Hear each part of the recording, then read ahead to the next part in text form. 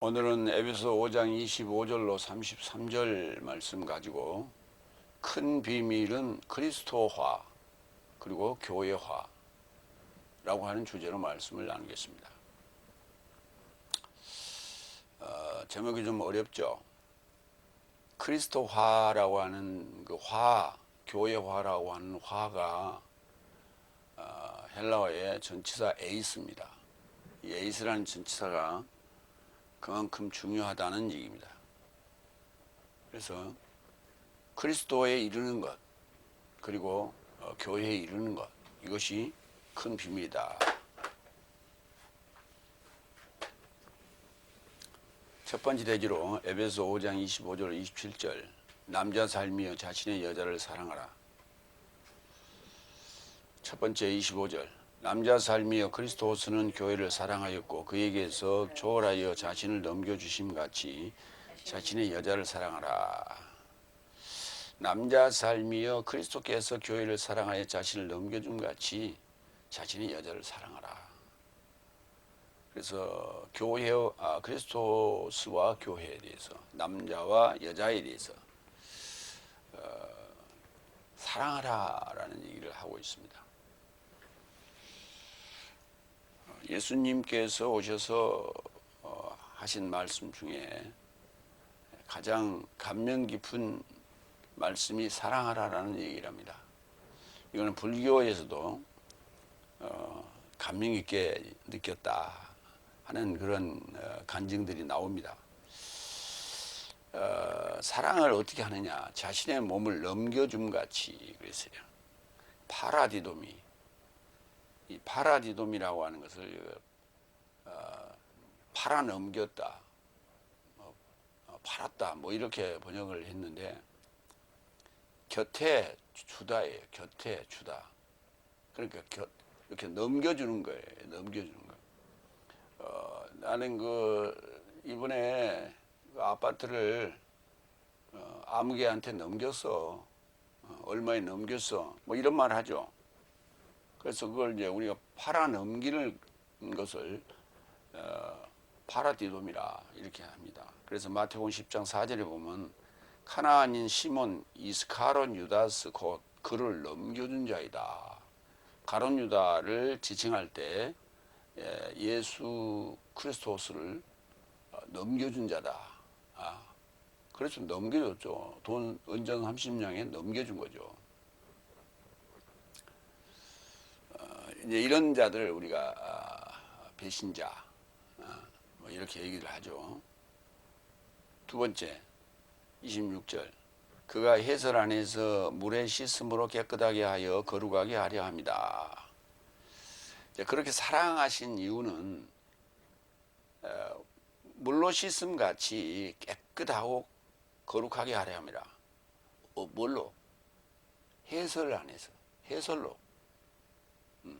그렇게 해설 안에 충분히 담궈서 불려서 그리고 물로 깨끗하게 씻는 씻신, 그렇게 때베껴서 거룩하게 하는 그렇게 하려고 하는 것이다. 그게 사랑이다 하는 거예요. 그냥 무슨 뭐 쾌락이나 뭐 즐거움이나 기쁨이나 이런 그런 사랑이 아니고요.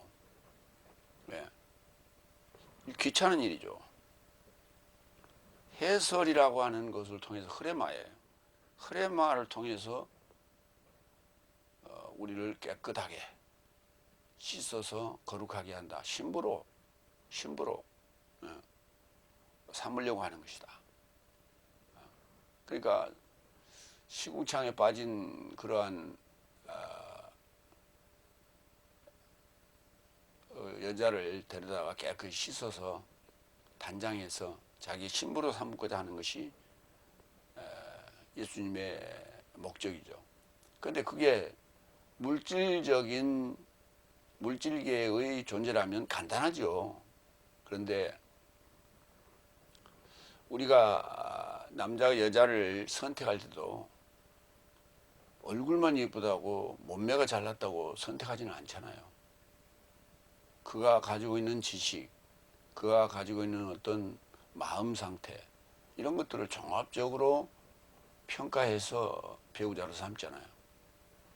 그러니까 중요한 거는 이 해설로 그렇게 깨끗하게 되어져야 된다는 거예요. 그러니까 몸만 교회 왔다 갔다 하고 의식적으로 교인인 척하는 것은 결국은 그리스도스의 신부가 될 수 없다는 얘기죠. 이 흐레마라고 하는 단어가 중성명사입니다. 로고스는 말씀인데 남성명사예요.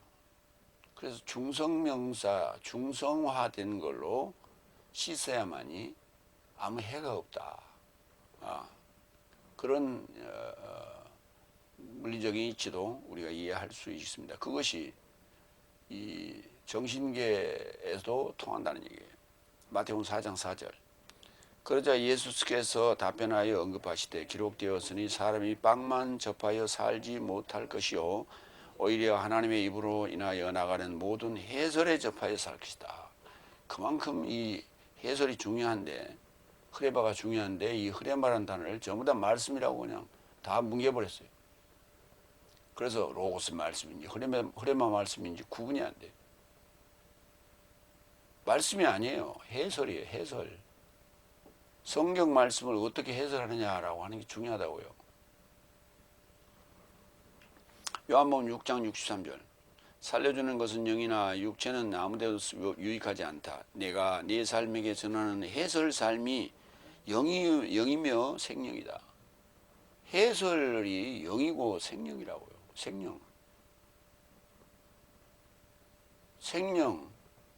생명을 우리가 유혹으로 받는 거예요. 영이 하나님이에요. 하나님을 받는 거예요. 말씀이 뭐냐는 거예요. 그러니까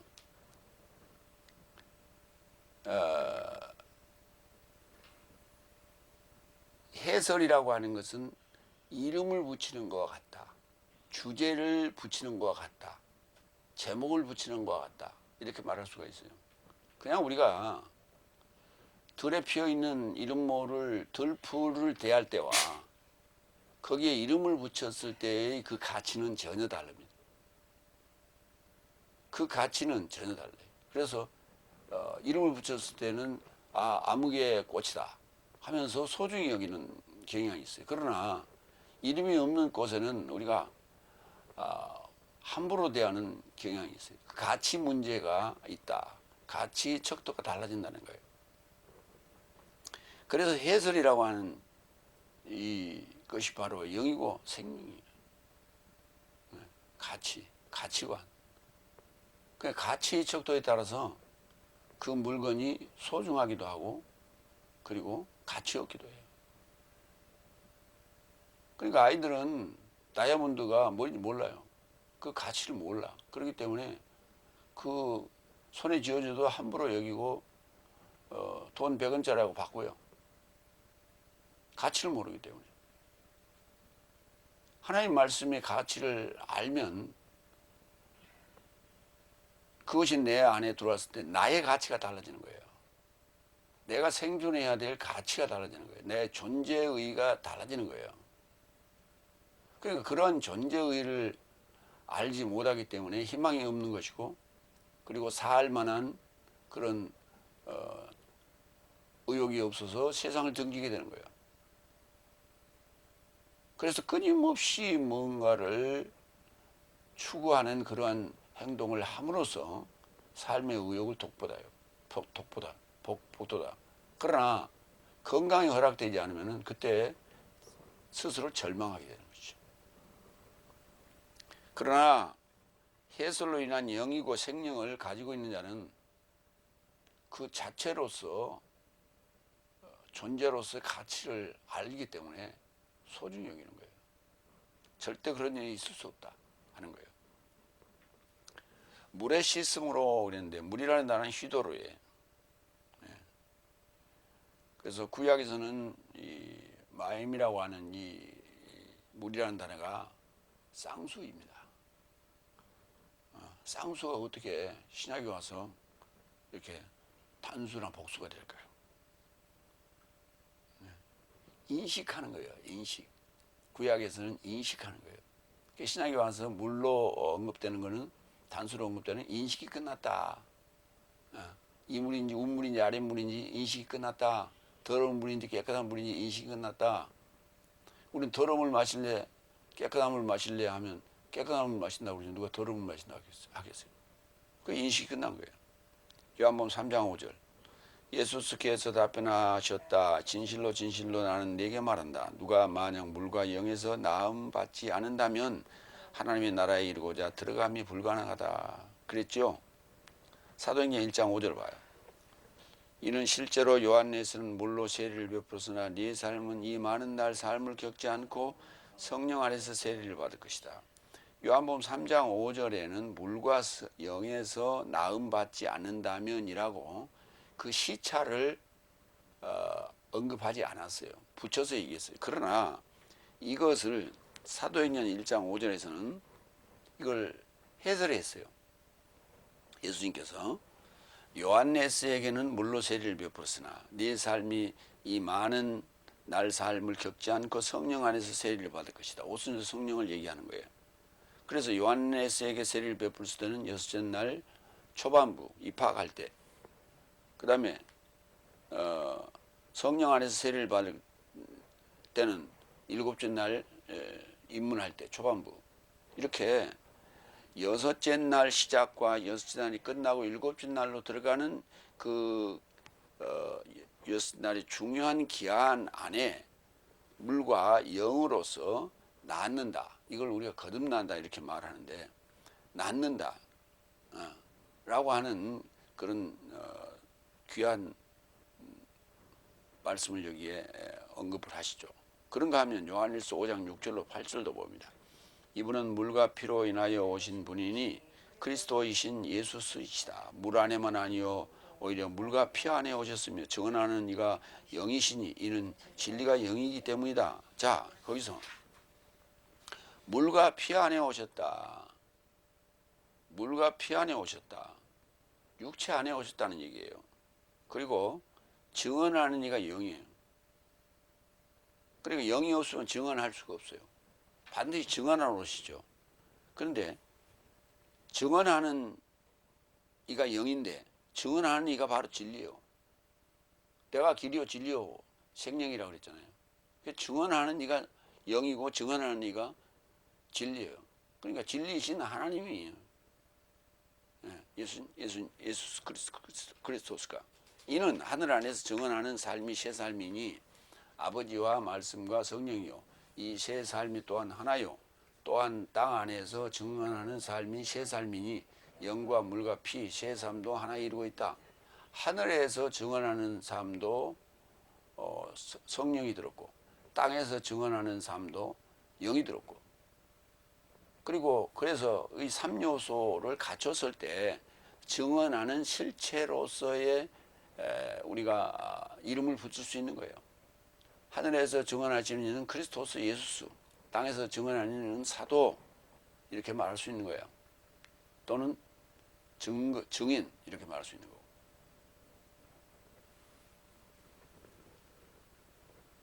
그래서 이 삼위일체의 그 과정을 해설 안에서 물에 씻음으로 사랑하셨다. 깨끗하여 거룩하게 했다. 카타리죠. 하게 하죠. 뭐뭐 하게 했다. 사역동사예요. 마태복음 8장 2절 3절. 그러고 보니 문둥병자가 그에게 다가와서 예배하더니 말하되 주여 만일 원하시면 나를 깨끗하게 하심이 가능합니다. 그러자 예수께서 그의 손을 뻗어 만지시고 언급하시되 나는 원한다. 깨끗하여 져라. 그리고 곧바로 그의 문둥병이 깨끗해졌다. 문둥병은 감각이 없는 거예요. 감각이 없어요. 아프질 않아요. 아프다고 하는 것은 우리 몸이 나에게 주는 신호예요. 몸을 관리하세요라고 주는 신호예요. 그러니까 병 들었다고 하지 말아요. 그때 치료의 방법을 찾아내야 돼요. 이 문둥병자는 주님께 다가왔어요. 요한복음 17장 17절로 19절. 저 삶을 진리 안에서 거룩하게 하셔야 합니다. 당신의 말씀은 진리입니다. 당신께서 나를 세상에 이루고자 파견한 것 같이 나도 저 삶을 세상에 이루고자 파견했습니다. 나도 저 삶이 초월하여 내 자신을 거룩하게 하였으니 이는 저 삶도 진리 안에서 거룩해지게 하려 함입니다. 당신의 말씀은 진리입니다. 진리 안에서 거룩하게 하셔야 합니다. 우리는 예수님이라고 하는 나와 똑같은 어떤 존재를 그려놓고 또는 동상을 세워놓고 그것을 숭배하려 하는 이런 그 셋째 날, 넷째 날, 다섯째 날까지의 사고들이 있어요. 기독교는 그런 숭배 사상이 아니에요. 진리가 아까 누구라 했어요? 진리가 바로 영이고 영이 바로 증언하시는 이라 했어요. 그러니까 예수님 말씀이 진리인데 예수님이 하나님이라니까. 하나님이 말씀이고 하나님이 진리요. 그러니까 하나님이 말씀이고 하나님이 진리인데 그 증언하는 분이 그걸 풀어줘야 돼. 그게 풀어주는 게 해설이에요. 그러니까 말씀은 우리가 곡식이라고 한다면 그것을 풀어주는 건 그걸 가지고 밥을 짓는 거예요. 밥을 지어서 우리가 먹을 수 있도록 만들어주는 거예요. 그게 해설이에요. 흐레마예요. 그래서 예수님이 곧 말씀이라고요. 예수님이 곧 흐레마라고요. 그러니까 말씀 안 하고 저 사진 속에 이러고 있으면 그건 말씀이 그냥 말씀. 그가 내뱉으면 흐레마요. 전하지 않는 말씀은 아무 소용이 없는 거니까. 풀어주지 않는 말씀은 아무 소용이 없는 거예요. 나는 구원을 얻었다고요. 진리를 알고 있기 때문에. 착각이에요. 입으로 내깔아야 돼요. 세 번째, 27절. 오점이나 주름이나 이런 위에 어떤 것도 없는 영광스러운 교회를 자신 곁에 세우려 하며 오히려 둘 다 거룩하게 있게 하려 합니다. 오점, 주름, 어떤 것도 없는. 그래서 우리가 신부 화장을 할 때 얼굴에 티도 흠도 곰보도 다 화장품으로 커버하잖아요. 그래서 신부 화장을 하는 거예요. 비싸게 주고 깨끗하고 화사하게. 응?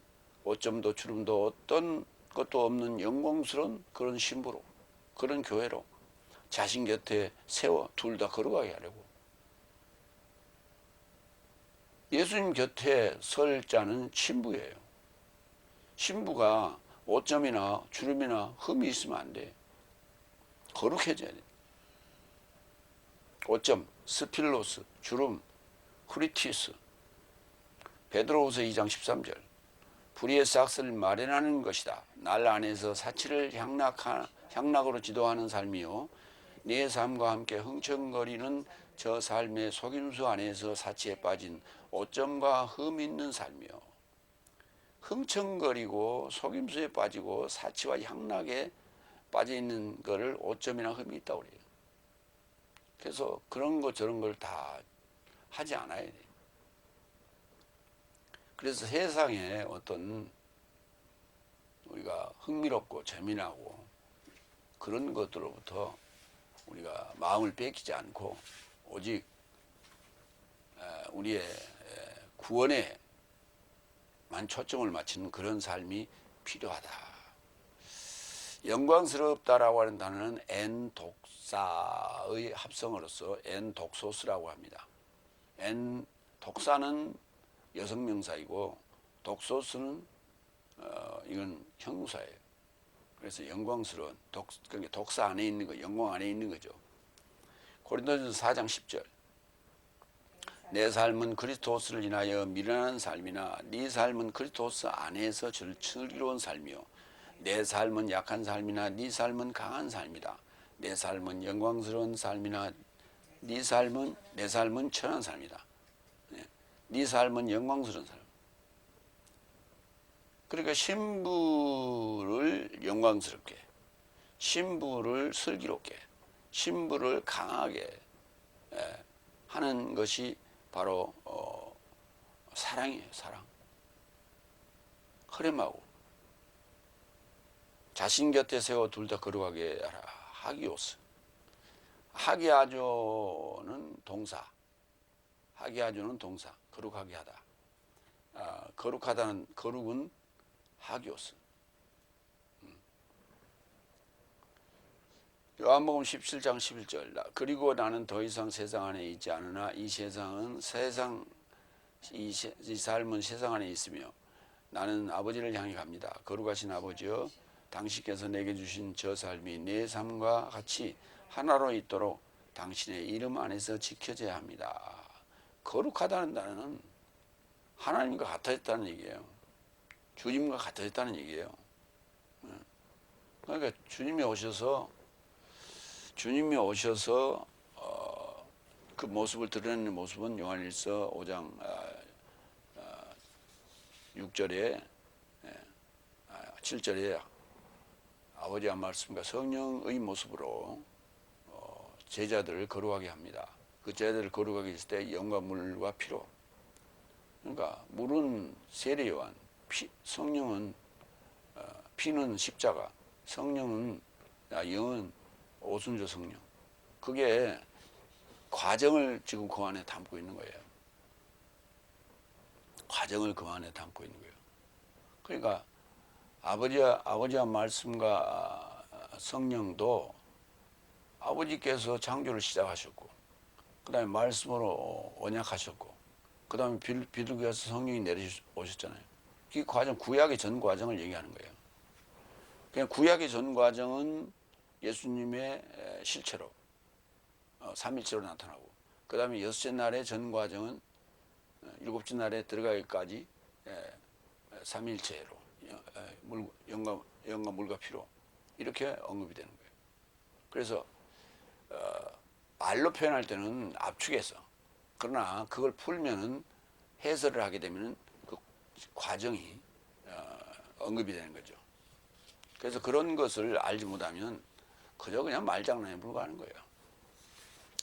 에베소 두 번째 되지. 주께서도 에베소 5장 28절 30절 주께서도 교회를 길러내고 소중히 여기신다. 네 번째 28절 이같이 남자 사람도 제 몸을 사랑하는 것 같이 자신의 여자 사랑함이 빚진 것이니 자신의 여자를 사랑하는 자는 자신을 사랑하고 있다. 당연한 얘기죠. 여기서 남의 여자라는 표현과 그냥 문 여자라는 표현은 없어요. 자신의 여자입니다. 그러니까 자신의 여자가 누구예요? 아내지. 그러나 이 단어를 아내로 번역해버리면은 또 문제가 생긴다. 지난주에 우리가 봤던 예수님께서 마리아를 지칭할 때 여자여 그랬지 아내여 안 했다니까. 같은 단어예요. 귀인이라는 단어예요. 그런 모순이 생깁니다. 그래서 일관성이 없어진다. 그렇기 때문에 일관성을 찾아서 번역하는 단어를 우리가 정의해야 된다 하는 말씀도 드립니다. 자신의 여자를 사랑하면 빚진 것이다. 오펠로라는 단어가 빚지다예요. 이 단어가 빚진다는 단어인데 바로 그 의무라는 얘기예요. 의무. 우리가 국방 의무, 납세 의무, 교육 의무, 근로 의무가 4대 의무가 있잖아요. 근데 그거 좀 문제가 있어. 여자는 국방 의무를 안 하잖아요. 대개. 그건 의무가 아니잖아요. 자기가 자진해서 가기도 하는데 그건 의무가 아니지. 그래서 4대 의무가 아니에요. 남자는 4대 의무고 여자는 3대 의무예요. 그래서 국민은 4대 의무라고 하는 건 좀 문제가 있다.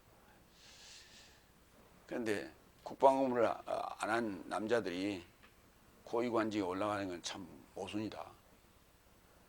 장애가 있다면 몰라요. 장애도 없는데 멀쩡한 자가 그 고위직에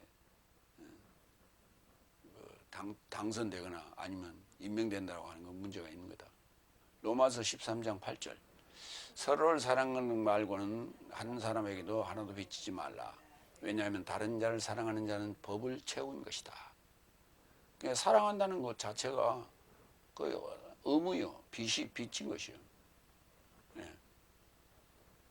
요한일서 4장 11절 사랑스러운 삶이여 하나님께서 내 삶을 이렇게 사랑하셨으니 내 삶도 서로를 사랑하는 것이 사랑함이 의무이다. 빚진 것이다. 예, 의무이다. 빚진 것이다. 당연히 해야 되는 거예요. 사랑은.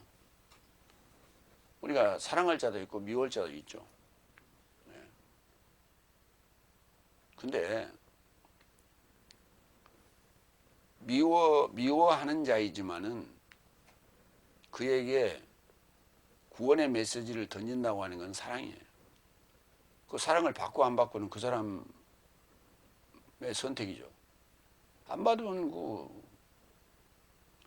나하고는 아무 관계가 없어. 더 이상 사랑할 수가 없어. 예수님께서도 친히 데리고 다녔던 12제자 중에 가룟 유다는 버렸어요. 사랑했죠. 기회를 줬죠. 안 받아주는 건 어떡합니까? 사랑은 받아줘야 되는 거예요. 사약은 어거지로 먹일 수 있어요. 그러나 사랑이라는 약은 어거지로 먹일 수 없어요. 그래서 안 받으면 어쩔 수 없어요. 5번째 29절. 왜냐하면 언제든 아무든 자신의 육체를 미워하지 않고 오히려 자기를 길러내고 소중히 여긴다. 주께서도 교회를 길러내고 소중히 여기는 것 같다. 자기 육체를 미워하지 않죠. 그렇죠. 어떤 자는 자신을 학대하기도 하죠. 미세오라고 하죠. 미세오. 우리말하고 좀 비슷하네. 미세오. 마태복음 6장 24절. 아무도 두 주인 삶에서 종살이가 불가능하다. 왜냐하면 혹 하나를 미워하고 색다른 이를 사랑하거나 혹 하나에게는 지지해주고 색다른 이에게는 멸시할 것이니 내 삶은 하나님과 재물에게 종살이가 불가능하다. 여기도 그랬잖아요. 미워할 자가 있고 그 다음에 사랑할 자가 있고 지지할 자가 있고 멸시할 자가 있다고. 다 사랑할 수는 없는 거예요. 그래서 우리가 이제 중도층 이렇게 얘기를 하는데 중도층이라고 하는 거는 참 비겁한 자들이다 라는 그렇게 얘기를 해요. 왜냐? 좌 아니면 우예요. 근데 가운데 서가지고 좌가 유리하면 그쪽에다 기울고 우가 유리하면 그쪽에다 기울고 그건 완전히 이기주의자죠. 자기 이득만을 생각하는 거예요. 모든 군중에 좌쪽 군중이나 우쪽 군중에 합류하는 것이 아니라 눈치를 보고 있다가 자기한테 유익하면 그쪽으로 기울이는 거예요. 그건 정말 비겁한 자예요. 행동하지 않겠다는 얘기죠. 숟가락 한 잔 하나만 얹어 놓겠다는 그런 비겁한 행동 하면 안 돼요. 성경은 그렇게 가르치지 않습니다. 좌 아니면 우, 옳은 거 아니면 틀린 거, 배가 아니면 흑 이렇게 구분하라고 얘기합니다. 아니면 아니다 그러면 그렇다 이렇게 얘기를 했어요. 여기 길러낸다는 단어가 엑트레포라는 단어예요. 트레포라는 단어가 양육한다는 단어예요. 근데 에크라고 하는 것은 길러낸다는 얘기예요. 길러낸다. 길러낸단 말이 무슨 말이에요? 우리가 식물을 키울 때 비닐하우스 안에 온실 안에서 일정 기간 양육을 했다가 그걸 이식 작업을 하잖아요. 그걸 우리가 길러낸다 그래요.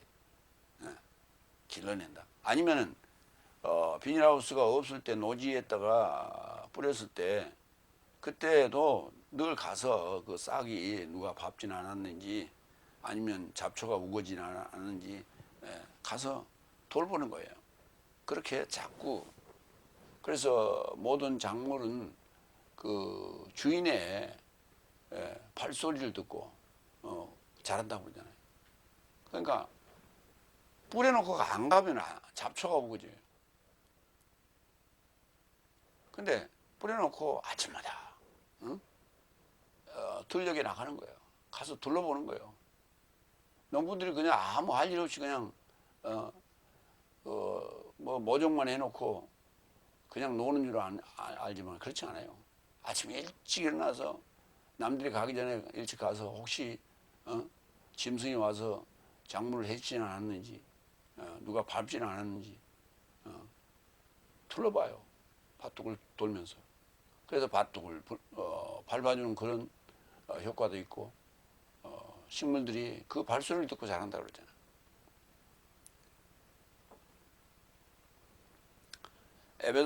데살로니가전서 2장 7절 그리스도스의 사도삼과 같이 권위 안에서 있을 수 있으나 유모가 자신의 자녀를 소중히 보호함같이 소중히 보호함같이 내 삶 속 안에서 친절한 자가 되었다니. 여기 소중히 보호한다. 소중하다는 단어가 딸포. 그렇죠. 자기 밭의 작물이 소중하기 때문에 늘 이렇게 보호자로서의 그들의 눈에는 없겠지만 주인이 눈장을 찍으러 가는 거예요. 그건 굉장히 중요한 거죠. 여섯 번째 30절 내 삶은 그의 육체에서 나온 그의 뼈에서 나온 그의 몸의 지체 삶이기 때문이다. 이 30절을 기억해 놓으시기 바랍니다. 내 삶은 그의 육체에서 나온 그리스도스의 육체에서 나온 그의 그리스도스의 뼈에서 나온 그리스도스의 몸의 지체의 삶이기 때문이다. 네. 그러니까 지금 그리스도스가 교회를 남편이 자신의 아내를 여자를 사랑함 같이 사랑하는 당연히 빚진 것이다. 이런 얘기가 무슨 얘기냐면 한 육체요 한 뼈요 한 몸이라는 얘기예요. 그리스도스와 나는 여기에 주어는 내 삶은이에요. 내 삶은 헤메이스. 내 삶은 그의 육체와 뼈에서 나온 삶, 그의 몸의 지체 삶이다. 이게 중요한 얘기예요. 요한복음 6장 63절 살려주는 것은 영이나 육체는 아무데도 유익하지 않다. 내가 네 삶에게 전하는 해설 삶이 영이며 생명이다. 예, 그렇죠. 육체는 아무도 유익하지 않다고 그랬지. 육체만 보시기 바랍니다. 그 다음 요한복음 6장 54절로 56절 나의 육체를 씹는 자와 나의 피를 마시는 자는 내세 생명을 가지고 내가 그를 최후의 날로 일으켜 세울 것이다. 왜냐하면 나의 육체는 참된 양식이요 나의 피는 참된 음료이다. 나의 육체를 씹는 자와 나의 피를 마시는 자는 내 안에 머물고 나도 저 안에 머문다. 여기 씹으라고 그랬어요. 단순히 먹으라는 개념이 아니라 씹으라 그러겠어요. 씹으라는 얘기는 무슨 말이에요? 씹으면 뭐가 돼요? 육체 없어지죠. 죽죠. 예. 그러니까 유익하지 않는 육체는 뭘로 비유를 했냐면 참된 빵으로, 양식으로 비유를 했어요. 그래야 씹지. 그래야 씹어 먹어버리지.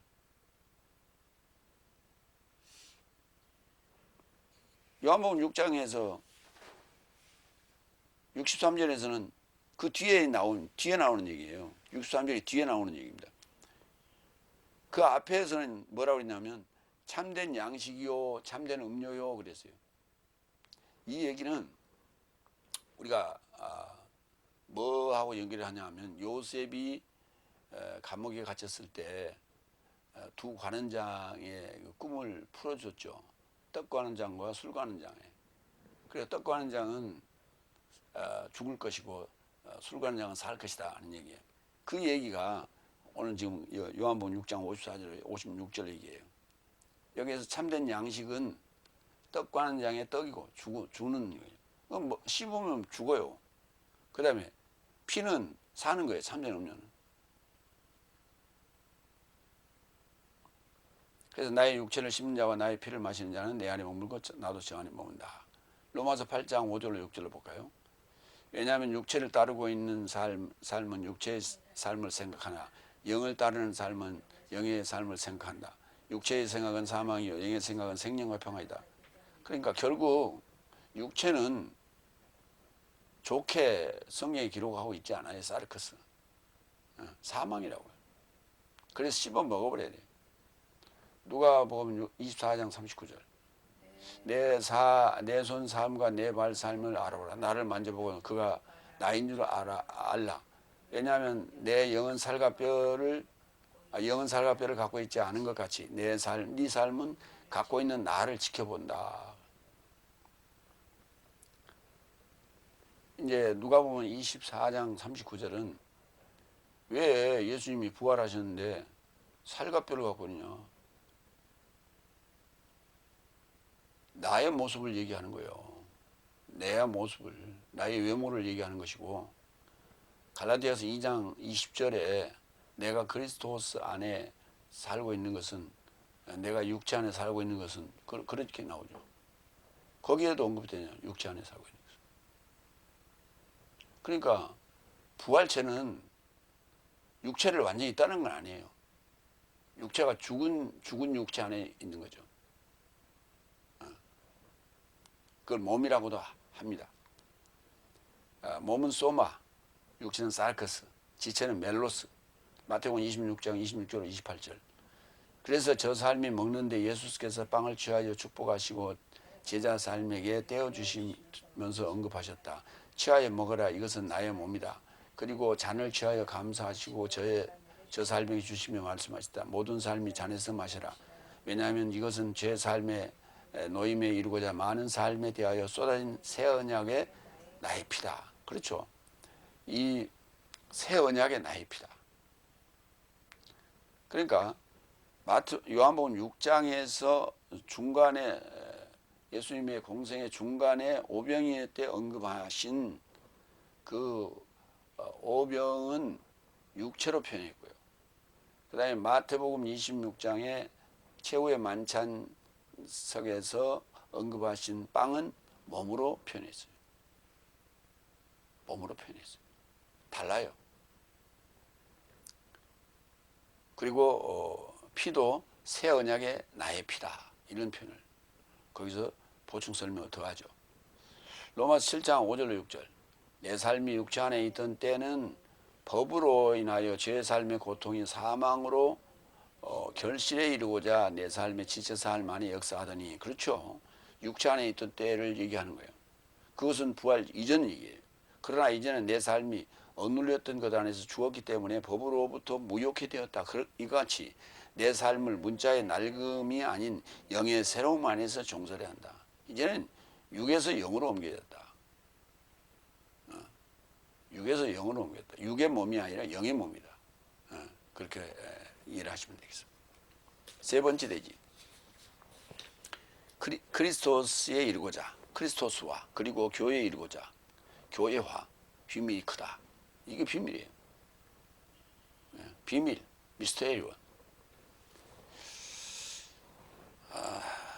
일곱 번째, 30절, 오늘 주제죠. 이것 대신에 사람은 그의 부모를 남겨두고 그 여자를 향하여 결합하게 될 것이요 둘 삶이 한 육체에 이르고 있을 것이다. 자, 여기서 30절과 31절은 다른 얘기예요. 연결된 얘기가 아닙니다. 근데 이것 대신에는 이러므로로 번역해 버렸어요. 우리 개혁성에.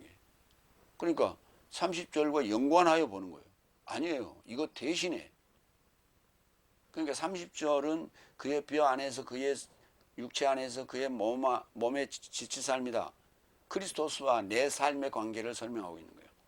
그런데 31절은 이것 대신에 사람은 그랬어요. 여기에 주어는 사람이에요. 30절의 주어는 내 삶이에요. 그 구분되는 거예요. 그래서 이것 대신에, 그래서 30절과 31절은 다른 얘기를 하고 있는 거예요. 사람은 부모를 남겨두고 여자와 결합하여 한 육체가 될 것이다. 그랬어요. 당연히 사람도 그런다 이게요. 사람도 그런다는 거예요. 사람도 그렇게 만들어 놨다는 거예요. 마가복음 10장 6절로 9절. 그래서 창조의 시작부터 하나님께서 저 삶을 남성과 여성으로 만드셨다. 이런 이유로 사람이 그의 아버지와 어머니를 남겨두고 그의 여자를 향하여 접할 것이요 두 삶이 한 육체에 이르게 될 것이다. 이러한즉 더 이상 두 삶이 아니요 오히려 한 육체이다. 그런즉 하나님께서 함께 멍에 메어 주셨으니 사람이 가르지 말라. 사람이 가를 수 없죠. 근데 이거를 결혼한 남녀 얘기로 봐서는 안 돼요. 결혼한 남녀가 이혼할 수밖에 없는 그러한 위급한 상황도 있을 것이고 절실한 상황도 있을 것이고 그때는 갈아서 해야 돼요. 어쩔 수 없어. 그런데 한 육체가 되잖아요. 그러면 이건 사망이라고 하는 것으로 더욱 견고해져 간다는 얘기예요. 플러스와 마이너스가 결합이 되면서 남자와 여자가 플러스 마이너스 결합이 되면 더욱 견고해진다는 거예요. 이게 돌같이 단단해지는 거예요. 바위처럼. 그런데 사람으로서는 이 육체 사망이라고 하는 것으로 결합되어지는 것을 사람은 이건 어떻게 할 수가 없어요. 하나님이 오셔야만이 가능해요. 이 일을 갈라내는 거예요. 그러니까 예수님이 오셔서 하는 일은 사망으로 결속되어져 가는 것을 그 남편을 떼놓는 얘기예요. 그래서 남편이 죽으면 다른 얘기 갈 수 있다고 그랬잖아요. 네, 다른 얘기 갈 수 있다. 다른 이의 남편으로 예수님이 오시는 거예요. 그러니까 나는 내가 가지고 있는 그 남편을 배반해야 돼. 언제? 다섯 날 말미에. 다섯 날 말미에 내가 섬기던 그 사람으로서 내가 섬기던 남편을 배반해야 돼. 그것을 모반이라고 하는데 그 말이 무슨 말이냐?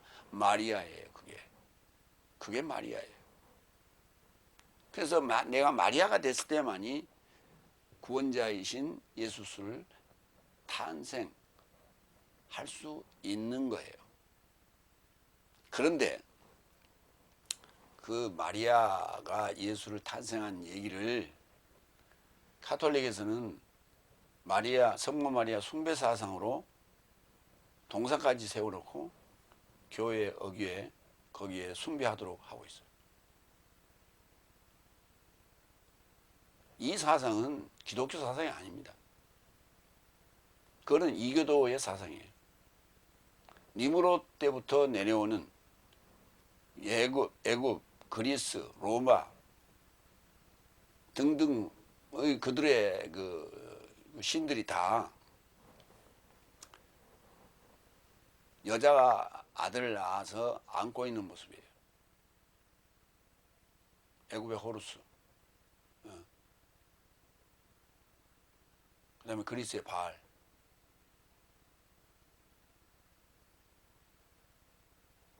그 로마에 있는 비너스가 이런 식으로 그 아들을 안고 있는 그 사상이 이교도 사상이에요. 그래서 그거를 신격화하는 그것이 그대로 지금 가톨릭에 연결되어 있고, 가톨릭에는 프리메이즌과 또 연결되어 있어요. 그래서 이 모든 경제를 다 휘어잡고 있는 것이 이 프리메이즌. 그래서 프리메이즌들이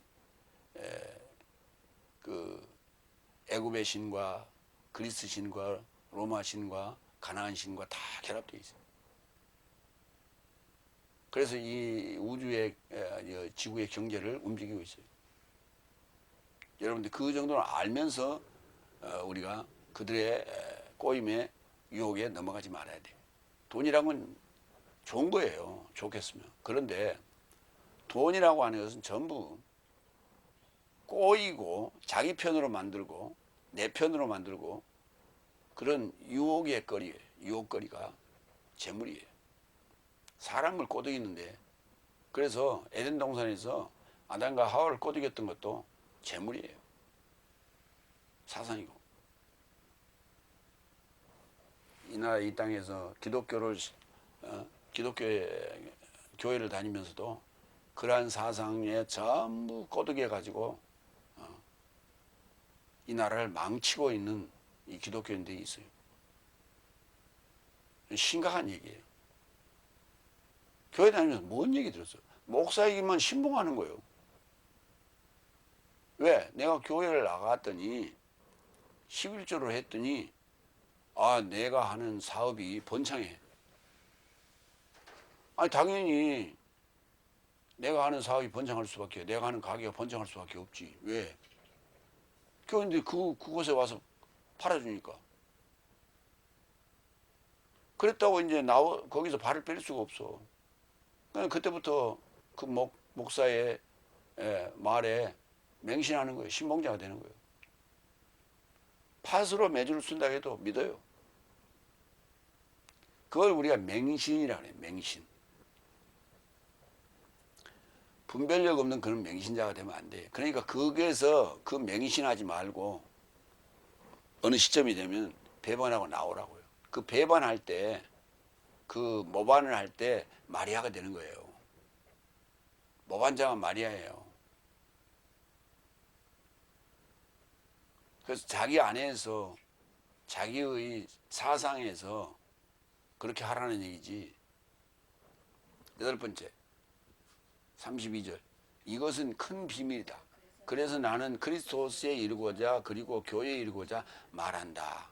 이 32절은 30절과 연결해야 돼요.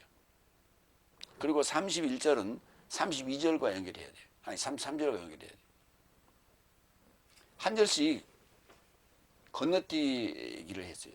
그런데 이거를 연결을 해버렸어요. 개혁성경. 이것은 큰 비밀이다. 그래서 나는 그리스도스에 이르고자 그리고 교회에 이르고자 말한다. 30절과 연결되죠. 그의 뼈에서 그의 육체에서 그의 몸의 지체다 라고 하는 것과 32절은 이것은 큰 비밀이다. 그래서 나는 그리스도스에 이르고자 그리고 교회에 이르고자 말한다. 당연히 거기서 나왔으니까 거기에 들어가야지. 에크 됐으니까 거기 에이스 들어가 해야지. 거기서 났으니까 거기 화돼야죠. 아니 밭에 콩을 뿌렸어. 그러니 콩이 싹이 났어요. 응? 그 콩이 싹이 날 때 떡잎부터 나와요. 두 잎 딱 나와요. 무를 뿌려놨더니 무씨가 딱 싹이 트면 떡잎부터 나와요. 두 잎. 처음에 태어날 때는 구분하기가 힘들다니까. 크기를 통해서 이게 우리가 구분할 뿐이지 크기가 똑같다면 정말 구분하기 힘들어요. 그런데 그 싹이 점점 자라면서 모양을 갖추기 시작하고 줄기를 갖추기 시작하면서 아하 이게 콩나무구나, 아 이게 무구나 하는 걸 알 수가 있어요. 그러니까 콩을 심었으면 콩이 돼야죠. 콩이라는 열매를 맺어야지. 무를 심었으면 무가 맺혀야죠. 당연한 거예요. 그의 뼈에서 그의 육체에서 나왔으면 에크됐으면 그 다음에 그리스도스에 이르고 그 다음에 교회에 이르러야죠. 에이스 해야죠. 당연히 명칭만 다를 뿐이지. 이것이 바로 미스테리온이라고요. 그러니까 그리스도화가 됐다, 교회화가 됐다, 그리스도화가 됐다, 그리스도화가 됐다, 교회화가 됐다, 신부가 됐다, 하나님이 됐다 이런 얘기예요. 그리스도스의 머리는 하나님이라 했잖아요. 그러니까 하나님이 됐다. 그 다음에 교회는 신부니까 신부가 됐다. 에베소 5장 22절 23절 여자 삶이여 자기 남자 삶에게 주와 같이 굴복되어라. 그리스도스께서 교회의 머리와 같이 남자가 여자의 머리다. 그리고 그의 몸의 구주이다. 예. 남자가 그의 머리예요. 여자의 머리예요. 에베소 5장 3절 내 삶은 그의 육체에서 나온 그의 뼈에서 나온 그의 몸의 지체의 삶이기 때문에 그렇죠. 조금 전에 언급했어요. 이 큰 비밀은 한 육체 안에서 그리스도화, 교회화가 이루어지는 것이에요. 요한일서 4장 1절로 2절 이 개념이 서야 돼요. 사랑스러운 삶이여 모든 영으로 믿지 말고 오로지 하나님에게서 나왔는지 여부로 영삶을 확증하라. 영삶을 확증하라는 얘기가 하나님을 확증하라는 얘기예요. 왜냐하면 거짓 예언자 삶이 세상에 이루고자 나온 것이다. 그러니까 이런 일이 있으니까 지금 이걸 확증해야 된다는 얘기예요. 거짓 예언자 삶이 있으니까. 이것 안에서 하나님의 영을 알지니 육체 안에 오신 예수 그리스도를 동의하는 모든 영은 하나님에게서 나온 것이다. 육체 안에 오신 예수 그리스도스. 육체로 오신 예수 그리스도스는 2000년 전 얘기고 육체 안에 오신 예수 그리스도스는 지금 얘기예요. 현재 얘기예요. 그러니까 하나님을 우리가 확증하는 것은 내가 하나님으로부터 나왔다라고 하는 걸 확증하는 것은 2000년 전의 역사를 통해서가 아니라 성경을 통해서 육체 안에 오신 예수 그리스도스를 동의하는 거예요. 호몰로기화하는 거예요. 그걸 호몰로기화할 때 모든 영은 하나님에게서 나온 것이요. 하나님에게 나왔으니까 하나님에게 에이스 되는 것이죠. 하나님화 될 수 있다고요. 그리스도스에게 나왔으니까 그리스도스화가 될 수 있대요.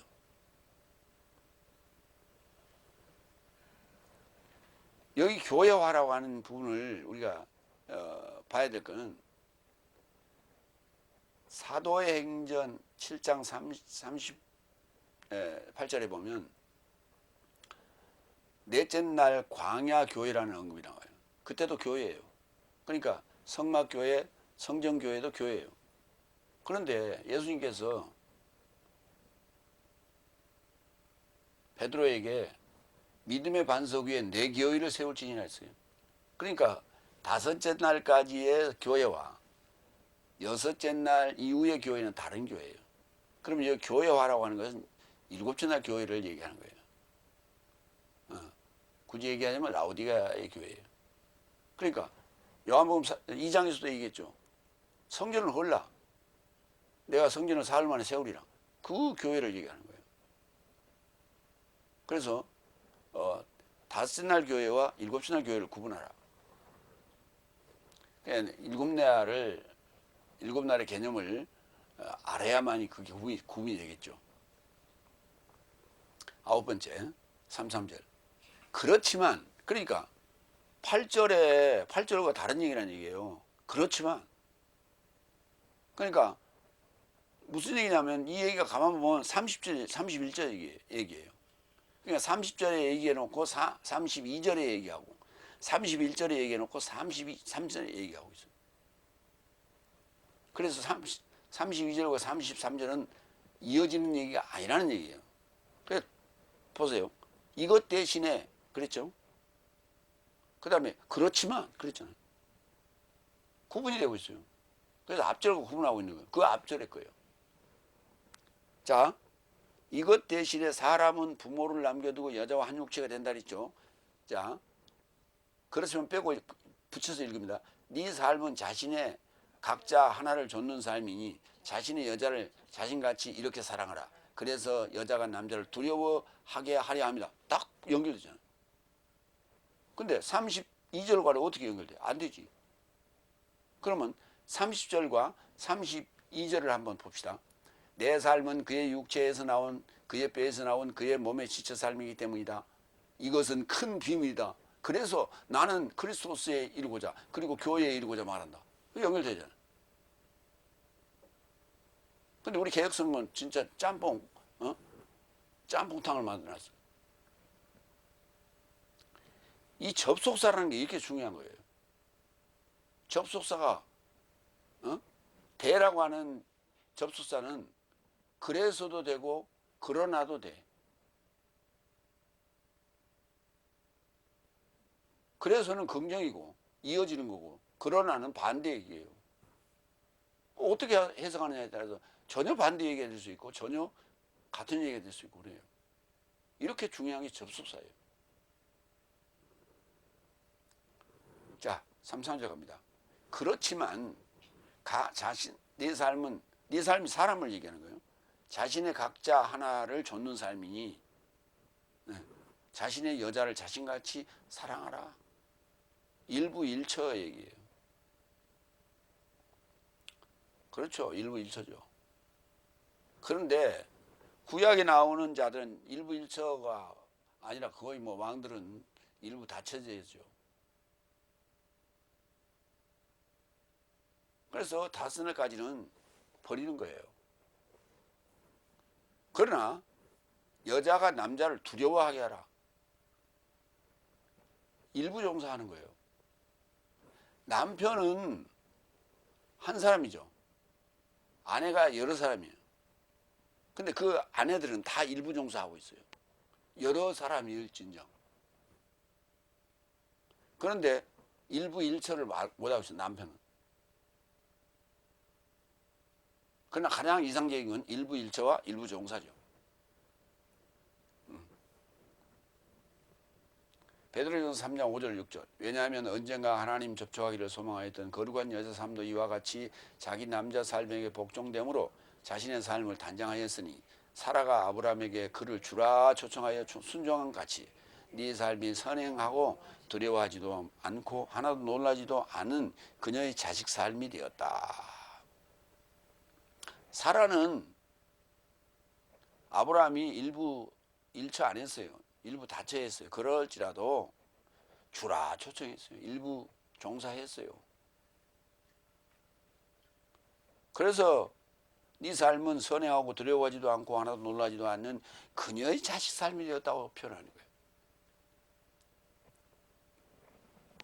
마무리합니다. 오늘 주제는 큰 비밀인데 그리스도화, 교회화.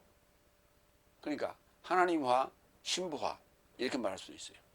남자 삶이여 그리스도께서 교회를 사랑하여 자신을 넘겨줌 같이 자신의 여자를 사랑하라. 이는 의무이기 때문이다. 그가 해설 안에서 물에 씻음으로 깨끗하게 거룩하게 하려는 내 삶은 그의 육체와 뼈에서 나온 그의 몸의 지체이다.